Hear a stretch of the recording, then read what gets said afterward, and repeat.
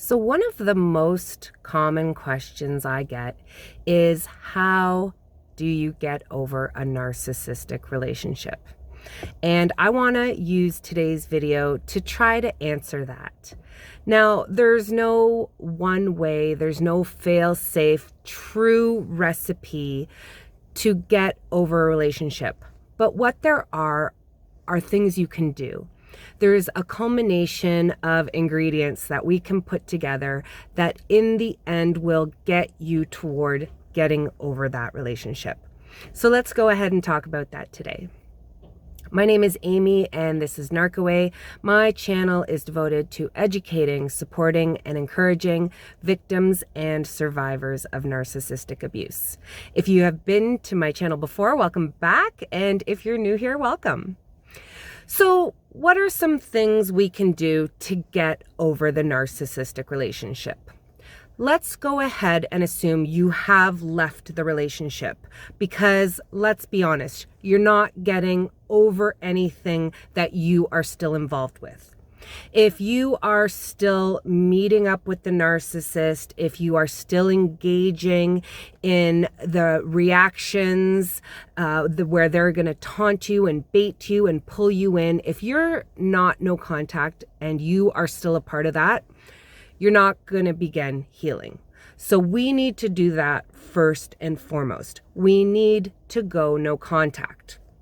You're going to hear me say that in almost every single video I post because I truly believe that is so necessary to get away from the abuse and begin the recovery and healing process.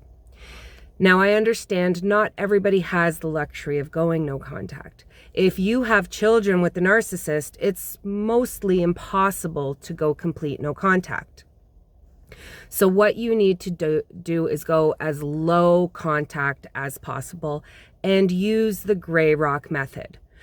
I made a video before about the gray rock method, so I'm going to put a link to it right here. You can check it out.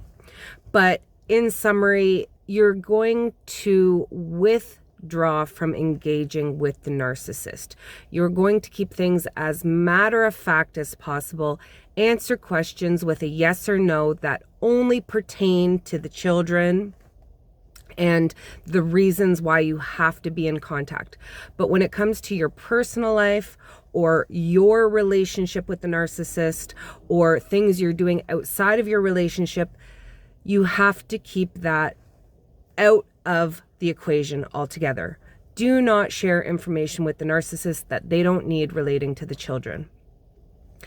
So with that said, once you are no contact or low contact, what do you do to get over it? To get over the heartbreak, to get past the pain, to get to a point where you can move on and take your life back and feel happy again? Well, one of the things that really worked for me, and I know has worked for a lot of other people, is to do your research. Educate yourself. There is a ton of information now online about narcissism, about narcissistic abuse, about narcissistic personalities, about narcissists in relationships. There is a lot of information on YouTube, on Instagram, on TikTok. There are websites devoted to this. There are a lot of counselors and former victims of narcissistic abuse, such as myself, who do coaching or counseling or peer advocating, however you want to call it. There are people out there that you can talk to. You can talk to me. I do book one-on-ones and I will take the time and have a personal, private conversation with you specifically about your situation. I can advise you based on my past experiences and knowledge of what a narcissist does, how they act, because they do all follow very similar paths. They do things very, very repetitively and predictably. So take the time to invest in some coaching. Definitely do the research. That's free. That won't cost you a penny. You can watch YouTube videos and get the information, learn about why the narcissist is doing this, why they have done this, what their goals are, why they've chosen you. Because when you understand what's happening with that, you can really take yourself personally out of the equation. You're going to understand that this is about the narcissist and not about you personally. Take the time to educate yourself and don't expect to learn everything overnight. You're going to have to really put the hours in. I know when I first left my relationship with a narcissist, I was watching hours a day of YouTube. And I'm not recommending that you have to go overboard, but for me personally, in my case, I found it very helpful. I found that it really soothed me because I was in a state of utter confusion. I didn't know I was with a narcissist when I was with a narcissist. It was only after I left. And for me, it was that light bulb moment. It was that aha, that just everything coming together. So I really couldn't get enough of it. It was so validating to know finally, after all of these years, that it wasn't me. I wasn't the problem. I was not instigating my own victimhood. I was the victim of a narcissist and narcissistic abuse. And when I learned that, there was a relief that came off of me that I felt, and I knew that I wasn't crazy. Because of course, the narcissist wants you to believe you're crazy. They want you to think that you are at fault, that you are 100% to blame for the relationship destructing, and that you need to be accountable and responsible for everything. And that is a lot to weigh on you. And if you believe it, as I did, then it can almost destroy you. And when you start to understand that all narcissists do this, they all place blame on their victims, then you can realize that it was all a game. This was a tactic. This was the abuse. This was all part of them controlling and manipulating you. So no contact is very important. Educating yourself is very important. The next thing I would say that you could do to move toward getting over the narcissist once and for all is to begin living your life for you again. This will happen slowly and with baby steps. But when you start putting yourself out there again, you can start taking up old hobbies that maybe you had pushed aside because the narcissist didn't like them. Maybe the narcissist didn't want you spending money. Maybe they didn't want you spending time with friends. Maybe they didn't want you out of their sight. So you had to abandon a lot of hobbies and things that you liked to do for yourself when you got entrapped with a narcissist. Now that you're no longer with them, you can start doing these things again. And you can start very slowly. It can be very intimidating to jump back into something that you haven't thought about for many years. So you're just going to start slowly, start looking online, start doing your research, just start planning. You don't actually have to physically do anything in the beginning. Just start mentally preparing yourself.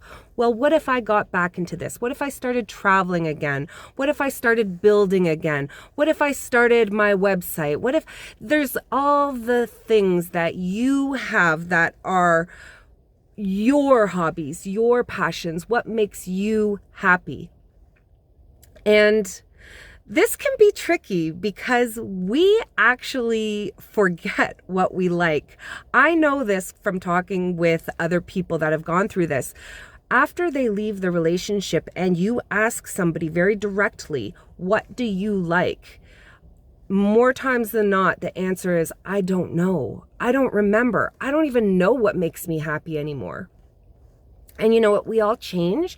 So maybe what made you happy 10 years ago or 15 years ago isn't necessarily going to make you happy now. You've grown a little older, you've matured, you've gone through many different things in your life. So you may have different interests and hobbies now, and there may be things you don't even know you like. So you can start with things you used to like, see if they bring back that flame for you, and if they don't, try something new. Because trying something new will give you confidence. It'll be very scary at first. It can be very intimidating. But once you cross that comfort line and go a little bit out of your comfort zone, you'll find it's so rewarding. For me, that was traveling by myself. I had always wanted to travel by myself, but of course, when I was with a narcissist, that wouldn't even have been a thought, because the narcissist I was with was one of the types that wouldn't let me out of his sight. So doing things on my own would never, ever happen. So once I was free of the narcissist, I had that freedom to do that. And I was very scared, but I did it. I forced myself. I said, what's the worst that can happen? I convinced myself that it was the right thing to do and that I needed to do it and nothing bad would happen. And if I didn't like it, I would never have to do it again. So I did it. I went on a trip by myself and I loved it. I loved it so much. I had the best time. It was one of my best trips ever. And I loved it, in fact, so much that I did it again and again. And now I travel by myself frequently.